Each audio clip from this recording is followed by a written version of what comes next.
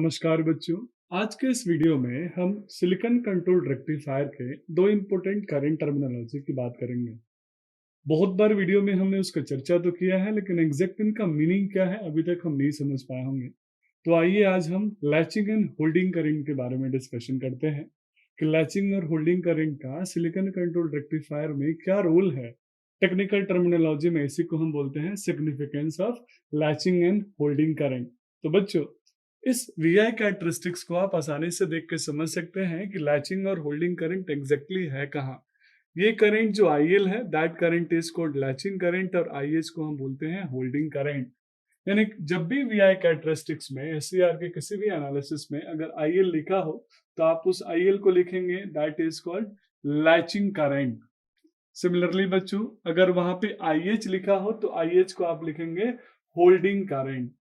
आइए अब इस लैचिंग और होल्डिंग करंट का एग्जैक्ट क्या मीनिंग है हम समझते हैं। हमने पिछले वीडियो में जब वीआई कैरेक्टरिस्टिक्स ड्रॉ किया था या फिर उससे पहले डिफरेंट डिफरेंट कंडक्शन मोड देखे थे, हमने मोड्स ऑफ ऑपरेशन देखे थे, तो हमने देखा था कि कैसे डिवाइस मेरा डिफरेंट डिफरेंट मोड में अलग अलग टाइप का कैरेक्टरिस्टिक्स शो करता है। जैसे फॉरवर्ड ब्लॉकिंग मोड में डिवाइस टर्न ऑन होने के लिए रेडी है लेकिन ऑन नहीं है। हमने देखा कैसे कंडक्शन मोड में मेरा डिवाइस टर्न ऑन हो चुका है, और सिमिलरली हमने देखा कि कैसे मेरा डिवाइस रिवर्स ब्लॉकिंग मोड में वो सिर्फ लीकेज करंट को पास करता है और मैक्सिमम रेटेड वोल्टेज को वो होल्ड करके रखता है। जब हमने डिवाइस को ब्लॉकिंग मोड से कंडक्शन मोड में कन्वर्ट किया तो आप यहाँ देखेंगे कि एक ग्राफ बना जो कि लिनियरली प्लॉट होता है, और ये लिनियर प्लॉट ग्राफ बताता है कि मेरा डिवाइस अब कंडक्शन मोड में आ गया है, और इसके अक्रॉस जो ये ड्रॉप था वो small amount of voltage drop था। यही दो टर्मिनोलॉजी बनी, एक बनी लैचिंग करंट, दूसरी बनी होल्डिंग करंट। तो जो लैचिंग करंट होती है बच्चों, वो डिवाइस के टर्न ऑन से रिलेटेड है। आप याद रखिएगा, जब मैंने लैचिंग करंट बोला तो इसका जो रिलेशन है डिवाइस के वो है टर्न ऑन से, यानी डिवाइस टर्न ऑन जब होगा तो वहां हम लैचिंग करंट का चर्चा करेंगे। सिमिलरली जब मेरा डिवाइस होल्डिंग करंट की बात करेगा तो यहाँ हम डिवाइस की बात कर रहे हैं टर्न ऑफ करंट से। यानी लैचिंग और होल्डिंग करंट डिवाइस के turn on and turn off के वैल्यूज को रिप्रेजेंट करते हैं। अब कैसे करते हैं, इसका एग्जैक्ट सिग्निफिकेंस क्या है, आइए मैं यहाँ समझाता हूँ। प्रैक्टिकली होता क्या है बच्चों, एक बार मैंने डिवाइस को टर्न ऑन कर दिया, ब्लॉकिंग मोड से कंडक्शन मोड में लेके आ गया, तो मैं ऐसा मान के चलता हूँ कि अब मेरा डिवाइस टर्न ऑन हो गया।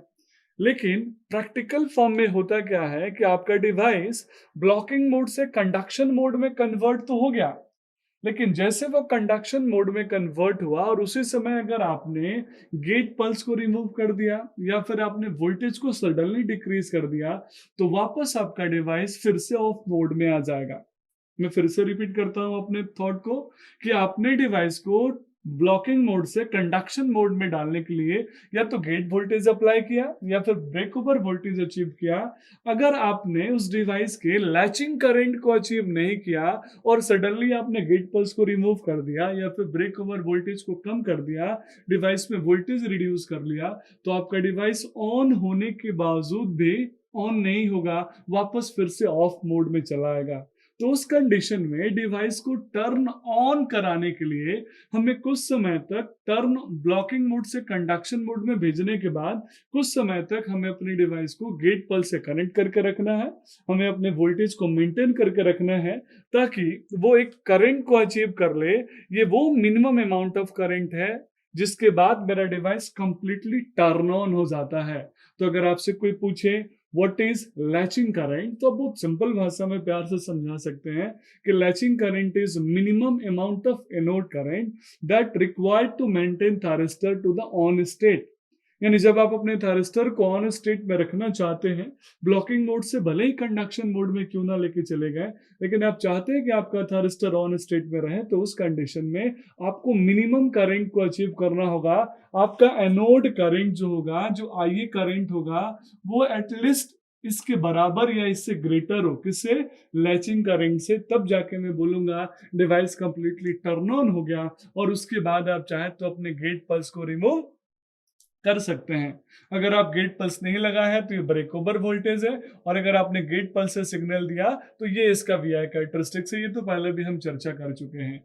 तो लैचिंग करंट बच्चों डिवाइस के टर्न ऑन से रिलेटेड है। अब हम दूसरे करंट के बारे में बात करते हैं, that is called holding current. नाम से ही समझ में आ रहा है होल्ड, वो करंट जो कि होल्ड करके रख रहा है डिवाइस को।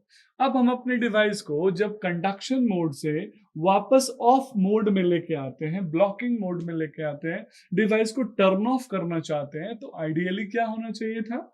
आपने गेट पल्स देके डिवाइस को टर्न ऑन किया या ब्रेक ओवर वोल्टेज अचीव करके डिवाइस को टर्न ऑन किया। तो जैसे ही आपका डिवाइस इस वोल्टेज को मतलब इससे रिड्यूस करेगा या गेट पल्स के करंट आप जैसे जीरो करेंगे, आईजी की वैल्यू जीरो करेंगे, आईजी को रिमूव कर देंगे, तो आपका डिवाइस ऑफ हो जाना चाहिए।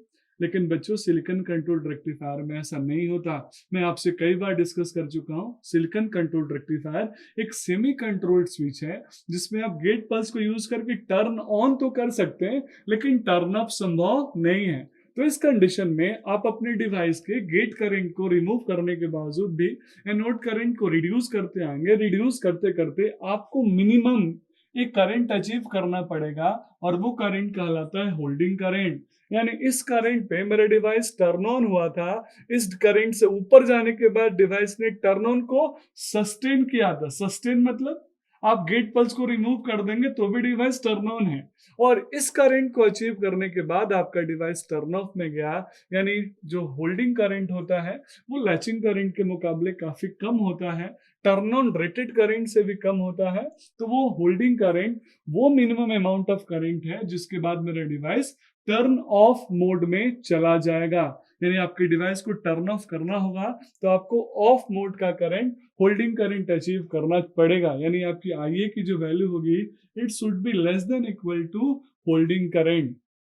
तो बच्चों अगर मैं कंक्लूड करूं, ये दोनों के टर्मिनोलॉजी में मिनिमम वर्ड ऐड है, लेकिन एक मिनिमम टर्न ऑन के लिए होता है और एक मिनिमम टर्न ऑफ के लिए होता है। तो आप याद रखिएगा क्योंकि यहाँ कंफ्यूजन होता है। आप जब डेफिनेशन याद करते हैं, रटने की कोशिश करते हैं, तो आपसे यहाँ गलती होता है कि सर दोनों में मिनिमम वर्ड है। लेकिन आप ध्यान रखिएगा कि मिनिमम वर्ड तो है, लेकिन लैचिंग करंट में minimum current, minimum anode current turn on के लिए है और होल्डिंग करंट में minimum anode current turn off के लिए है। पहली चीज। दूसरी चीज, होल्डिंग करंट और लैचिंग करंट के बीच में क्या डिफरेंस है? तो जो होल्डिंग करंट, जो लैचिंग करंट होता है बच्चों, वो लगभग में 2 to 3 टाइम्स होता है इसका होल्डिंग करंट का। एक रेफरेंस डाटा है, आप इसका एग्जैक्ट वेरिफिकेशन किसी भी एक अच्छा रेफरेंस बुक से कर सकते हैं। आप अपडेटेड डाटा भी देख सकते हैं क्योंकि आज के टाइम में जो पावर इलेक्ट्रॉनिक्स के नए नए रेटिंग्स के किट्स आ रहे हैं उसमें ये डाटा वेरी कर सकता है। मैंने एक रेफरल डाटा दिया कि जो होल्डिंग करंट होती है वो लैचिंग करंट से 2 से 3 गुना कम होती है, यानी लैचिंग करंट 2 से 3 गुना ज्यादा होता है। अब आइए बच्चों हम लैचिंग और होल्डिंग करंट का एक टेबुलर फॉर्म में, टेबल के फॉर्म में कंपैरिजन पढ़ लेते हैं कि कैसे लैचिंग करंट, होल्डिंग करंट एक दूसरे से डिफरेंट है। तो यहाँ 3 पॉइंट पे मैं आपके साथ डिस्कशन करूंगा।